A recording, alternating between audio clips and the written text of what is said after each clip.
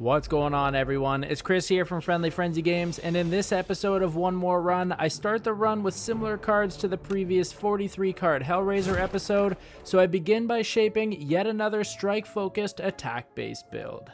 However, this doesn't seem to last for very long, as by very early Act 2, I've almost completely changed course as I start to accumulate a mishmash of random relics faster than actual card rewards.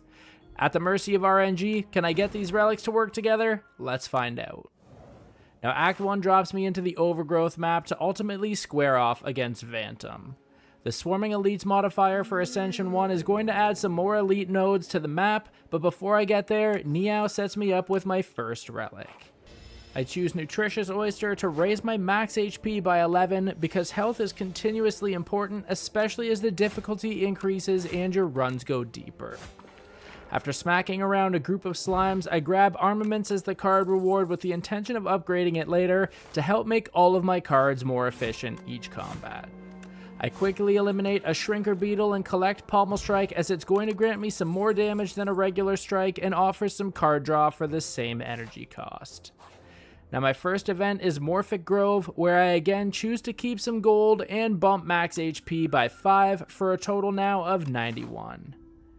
Instead of gaining even more max HP at the Burdonis Nest event, I choose to actually take the Burdonis Egg card to hatch it at a rest site in the near future. Now, I personally like Iron Wave as an efficient, low-cost card to get some damage and block on a single cast, so I choose this as my card reward for defeating the Fuzzy Wormcrawler, then press on to the Merchant to see what 146 gold can get me. Still, with the mentality of building Hellraiser 2.0, I choose to purchase 2 strike-based cards, Perfected Strike and Secret Strike, and still seem to leave with some money in my pocket. At the rest site though, I do immediately hatch the Burdonis Egg for a 0-cost, solid damage dealing card, Bird Swoop. I arrive at the Slippery Bridge event, and as much as I'm not a fan of losing 3 HP, it's going to continue to scale the more that I pass, and I'm forced to lose a card anyways. Now, since Iron Wave really isn't a strike-based card that synergizes with my initial plan, I can go ahead and let it go, and I'm really not that sad about it. My first awarded relic, but technically my 4th relic in total, is the Whetstone. This permanently upgrades 2 random attacks as soon as it's picked up. Once I pick it up, it permanently bumps a strike card, which is great if I get Hellraiser, but it also bumps up Bird Swoop, which is just generally great as now it does even more damage for free. I upgrade Armaments at the next rest site to ensure that when I play it, it's going to upgrade all of my cards in hand for the rest of combat instead of just a single card. Now, this is clearly providing a huge lasting bonus for those longer fights. I still really didn't feel like losing HP, so at the Legends Were True event, I choose to add the Spoils Map unplayable card to my deck in the hopes of cashing in huge in Act 2. Now, my first elite fight is against the Bygone Effigy, which allows me to show off some of my newly upgraded cards early on that led me to victory. I grab the Potion Belt relic to permanently gain 2 potion slots, and I pass on the card reward even though in hindsight selecting Inflame would probably have really set me off down the line. I quickly lay a Vine Shambler to rest and scoop up a Spite card that I was clearly enamored by, once again the thought of free damage, but I really don't remember this doing the heavy lifting that I thought it might from the outset. My second elite fight is against the Burdonis itself. Now, I happen to get rid of it without losing too much health and grab another relic. This time, it's Bag of Marbles. This applies Vulnerable 1 to all enemies at the start of combat, which is going to set me up for some big first turns down the road. I also snag a second Perfected Strike card reward as mentally I continue to structure the deck in hopes of receiving Hellraiser somewhere along this run. It's an easy decision to rest at the rest site that's just before the Act 1 boss to give myself as much of a fighting chance here as possible to get to Act 2. And while not at full health, I am still 9 HP over max base health, so I will definitely take that. Now I'm set to square off against Phantom, who with each round hits harder and harder. It's also kinda hard to damage it until you're able to drop its slippery stacks, so I would recommend playing all of your cheap, weaker attacks to drop those quickly while mitigating damage as the best play here. Ideally by turn 4 so that you can clap him for some huge damage as he buffs and resets his damage. Now, although the wound cards did start to clutter my hand, I was doing an okay job of mitigating some of that damage while casting some heavier attacks. I'd eliminated Phantom on turn 8 with 32 HP to spare, but this wouldn't really matter as I will get a full restore from the Ancient at the beginning of the next act. Now, I was definitely disheartened to not see a Hellraiser in these card rewards as it really kind of threw my strategy off some. I definitely flirted with the idea of going 1-2 punch again because I'm a very attack-based build already, but Crimson Mantle would allow me to consistently gain some block every turn so that I could focus on primarily playing those attacks, so I choose Crimson Mantle instead. Now, visiting Payel in the Hive at the start of Act 2 is when I really started to change this run, and the idea of the Relic run was born. I chose Payel's Wing as my Ancient Relic so that instead of getting nothing for passing on card rewards, I can actually choose to sacrifice them instead. With this relic, every 2 card rewards sacrificed would let me a random relic. Now that sounded like a fair trade to me at the time, since after the first act, I was really no closer to having any real strategy that felt all that viable, so let's roll the dice. Already, I sacrificed my first card reward of Act 2 after making quick work of the trio of Exoskeleton, then gained the unplayable curse card Debt to Divine 6 times at the Crystal Sphere event. Here, I snagged the Red Skull Relic that grants me 3 strength while I'm below half health. I sacrificed both of the earned card rewards, but on my first one, I obtained the Jira Relic that lets me train to permanently boost my strength at rest sites a maximum of 3 times. I land on the merchant with a chunk of change and decide to ultimately purchase the Screaming Flagon Relic that deals 20 damage to all enemies as long as I have no cards in hand at the end of turn. Honestly, I thought this relic was going to single-handedly win me my run because seldom do I seem to have any cards left in hand, but as it played out, it didn't actually become as helpful as I would hope. I did use the card removal service to drop the curse card that impaired me the most, Doubt, and then with that, I'm on my way. Another card reward sacrificed after my Tilly with the Tunneler, and then I get the Anchor Relic, which grants me 10 block on my first turn of each combat. Now this is going to allow me to continue to focus on cranking out big damage in turn 1. For my first elite fight in Act 2, I once again face off against the Infested Prism. I use Seeker Strike here to pull Perfected Strikes from my discard pile and put it into my hand for the finishing blow. I'm able to grab the Yuzu Bracelet Relic reward to prevent enemies from spawning at unknown nodes, which is ultimately great because this is going to increase the likelihood of obtaining even more relics. I sacrifice the card reward here and head up the Spire. I rest at the rest site to top up my health from the last elite fight, then redeem my spoils map at the marked node for 600 gold and the Stonecracker Relic, which is going to upgrade 2 random cards at the start of each combat. Really, not that bad. Seeing as I'm at full health now, reasonably I could probably fight that elite, but with all of the money that I have now, I do want to make sure that I'm able to hit a merchant. As luck would have it, I get the This or That event, and for the cost of adding the Clumsy Curse card to my deck, I obtain the Oddly Smooth Stone Relic, which gives me a permanent boost of 1 dexterity, which is going to increase the effectiveness of all of my block cards. Still at full health, and just before the next elite, this was the perfect time to train at the rest site to permanently boost my strength by 1, and add that 1 extra damage to all of my attacks. Stonecracker upgraded Bash and a basic strike for this elite fight with the Decimillipede. Unfortunately, I wasn't able to kill all 3 sections of this beast at once. The head actually ended up having just 1 health left, but I was able to completely block its damage and get the damage in to secure the win before the stomach and the rear portions regrew next turn.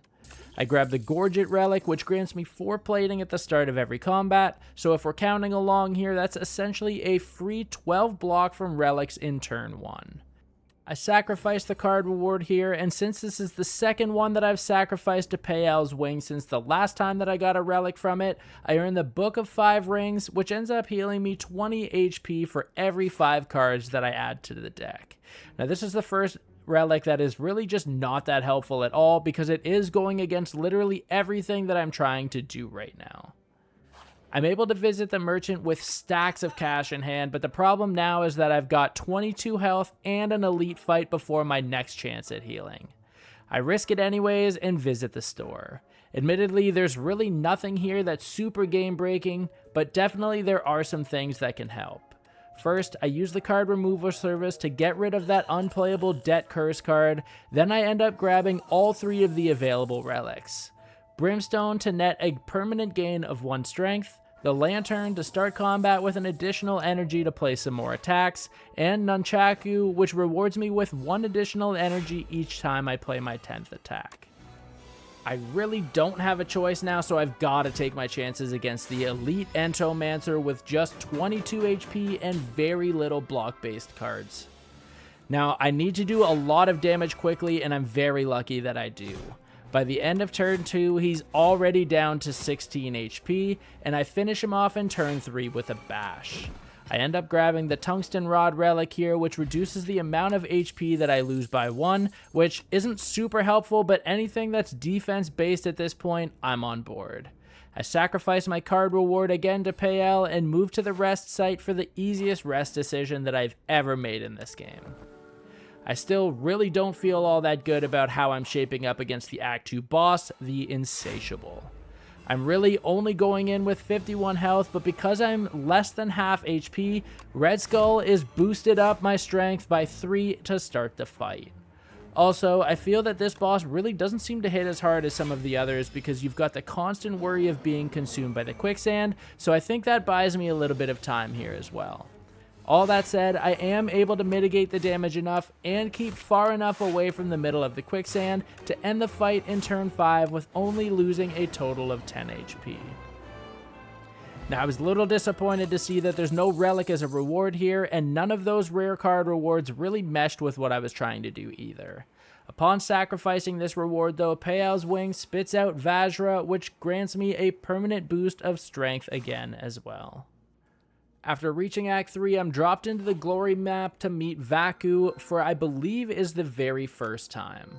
I grab the Fiddle Relic to ensure that I draw an additional 2 cards per turn, and the negative of no additional card draws on my turn really isn't that much of a drawback here since I've really only got Pommel Strike from earlier that this relic is going to turn off. I choose the path that's going to allow me to earn the most money before visiting a 3rd merchant. I quickly rip through the 4 Scroll of Bitings and sacrifice yet another card reward to Payel, and do the same after dismantling the Devoted Sculptor. Since this is now the 2nd set of 2 cards that I've sacrificed to Payal's Wing, it's rewarding me with a relic, the Festive Pauper. This is going to deal 9 damage at the start of combat to all enemies, and obviously automatic damage is pretty sweet. I land then at the merchant, and there's really not too many great options for things that I can actually afford here. I do the responsible thing though and pay for the card removal service, but for some reason I choose to remove the higher cost bash card over something that's not playable at all, the clumsy curse card. Next is the Tinker Time event where I'm able to make my own 1 cost 36 damage dealing attack card. This is awesome. I then fly through the axe bots and sacrifice their card reward, and I'm immediately thrown into the next elite fight with Soul Nexus. I start with a Perfected Strike and Seeker Strike upgraded from the Stonecracker, my stacks of strength boosts, and an additional energy from Lantern in turn 1, which already drained more than half of its life. All in all, I end up finishing this fight having only lost 7 HP, and I collect the Pendulum Relic to draw 1 additional card every 3 turns. Now this effect is probably negated by the Fiddle Relic choice at the start of the act, but I really haven't seen a reason to pass up on picking relics yet, so into the bag it goes. Now once again I sacrifice my 2nd card reward to Payel, and this time I receive the Amethyst Aubergine, which makes enemies drop 15 extra gold, which really at this point is pretty useless as I'm likely not going to see another merchant before the end of the act. Regardless, on we go. I grabbed the ice cream relic from a treasure node, and this is amazing as it's going to allow any unused energy to be played in later turns. Now, it's not necessarily what I'm trying to do here, as I do have many low-cost cards, and I get the benefits from playing my entire hand, but on the chance that I get completely skunked on a draw, at least I'll be able to carry that energy forward for a big follow-up turn. I arrive at the Spire event where I physically cannot reject the offer to serve as the decider. Ultimately, I didn't feel like adding another curse card to the deck, so I healed here for 10 HP even though I was close to full health already. Now in hindsight, grabbing 300 gold here to visit the merchant literally the next node likely would have been more beneficial, as I could have easily removed the curse card for a fraction of the gold earned, but that's neither here or there. At least by healing, that meant that I was in as good of shape as possible leading into the next elite fight with these 3 knights. I made very quick work of them, eliminating them all by the end of turn 4 and coming away with full health. I end up getting the Petrified Toad Relic, which gives me a potion-shaped rock potion at the start of each combat that deals 15 damage to a target of my choosing. More free damage, we take this. I sacrifice the card reward and move to the rest site to train once more, adding yet another permanent strength stack to my combats. Again, I'm able to make quick work of the 4 Scroll of Bitings, having them completely destroyed by the end of turn 2 without losing any HP.